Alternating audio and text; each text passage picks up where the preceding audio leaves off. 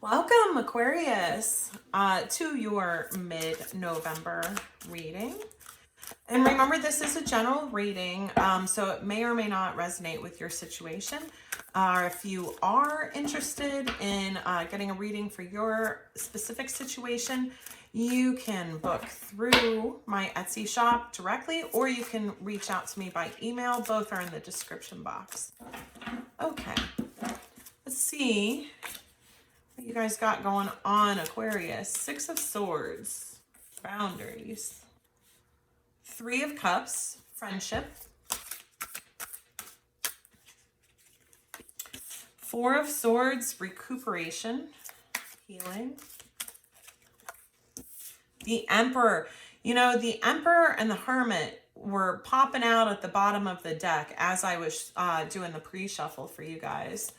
And then, you know, I always shuffle a lot, but he was wanting to come out. I wondered if he would. Okay, Six of Cups. Page of Pentacles.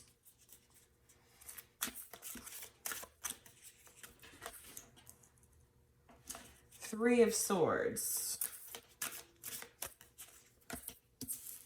Page of Cups. Okay. What we got going on with this Emperor, Aquarius? So I see the Six of Swords here, which is a card about moving to calmer waters. And the Three of Cups is clarifying that. So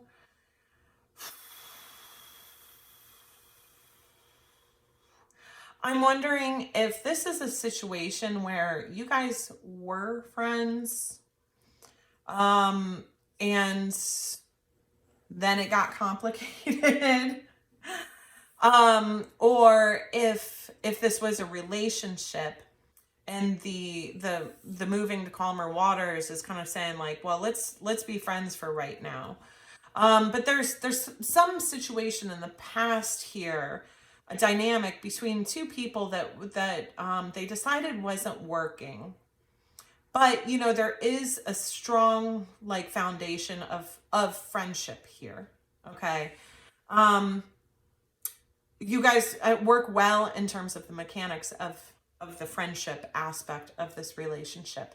But, again, there was wanting to move away from something that was difficult to calmer waters here. And then we've got the Four of Swords, which is a card about healing, and that's clarified by the Emperor. And so I don't know if this is a situation where you as the divine feminine are healing from, you know, this interaction with your Emperor, or if it's the Emperor himself, the DM, that has been in this healing phase. It could be both. Then we have the Six of Cups, which, you know, it's the word on the card is memories, but this is a card about nostalgia. It can be a card about soulmates. And then that's clarified by the Page of Pentacles, which on the card is new experiences, but, you know, this can also be a small gift or offer. So we're seeing that, you know, that then there's this, you know, looking on the past with this connection and feeling all of those memories, that nostalgia, and kind of, you know, perhaps one or the other of you wanted to come in with a small gift or offer.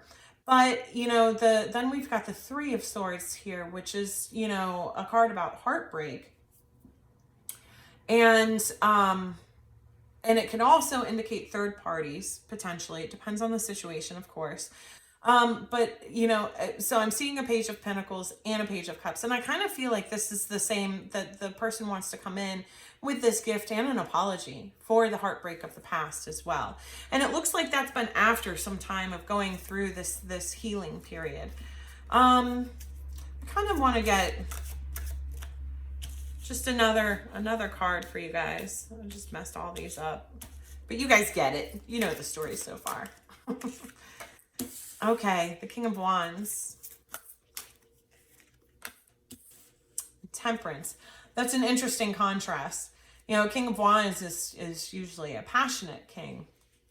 You know, fiery, can have a little bit of a temper, but, you know, but the kings are mature. And that's clarified by Temperance. And so that's a card of patience and waiting. It's a card about harmony as well. So this could be one of two things, because this guy popped up right next to the Three of Swords. So it could be now that there's a third party, another masculine energy entering the picture here, who has been waiting in the wings, so to speak. And that's going to cause some potential heartbreak. You know, again, I can't tell if in this situation you guys decided to be friends, like let's be friends, but then it's kind of like one of those complicated things. And then, you know, they don't really want to see you with like someone else. Yeah, honestly, that's kind of more the vibe I'm getting. Or it could be that this Emperor at some point comes in after a period of waiting. You know, it could be either way. Let's get some guidance for you guys though in this situation. Oneness is the way. How can you show more compassion and acceptance towards those you don't understand? Yeah, I get it, you guys. That's a tough one. It is difficult. It is always difficult. In terms of, especially when, again, you know, when people do something kind of sucky, you know what I mean?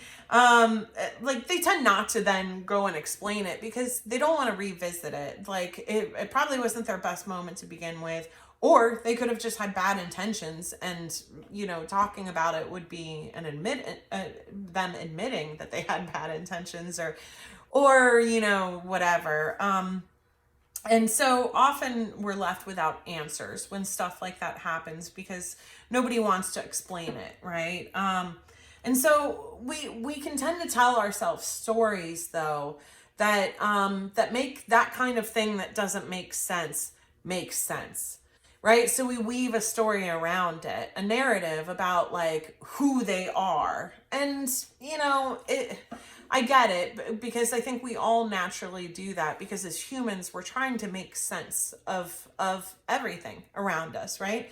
And especially when someone does us wrong, we want to make sense of it. We want to understand why it happened, because as humans, we don't want that to happen again, right? So we kind of think if we analyze it enough, we can figure it out, and we can figure them out. And it's easier if they are just bad people, because then we can just tell ourselves to avoid bad people like that, right? But often, you know, people are just a lot more complicated than that. And they don't really come down to good and bad all that often, you know, and also, you know, every single one of us, I don't think anybody makes it out of childhood unscathed. I think, you know, in a way it's sort of the point of it. But we have to undo all of our programming at some point in order to ascend. And that's a challenge, and we know it's a challenge for all of us who went through it. A lot of times we don't give other people the grace and understanding of that process and journey, because we are where we are now, and we have our now perspective. And our now perspective probably doesn't align with our past perspective from 2 or 3 years ago, right? And you can even probably say a much shorter period on that. So, you know, so yeah, people are going to make decisions, but it's a reminder that they're on their own journey.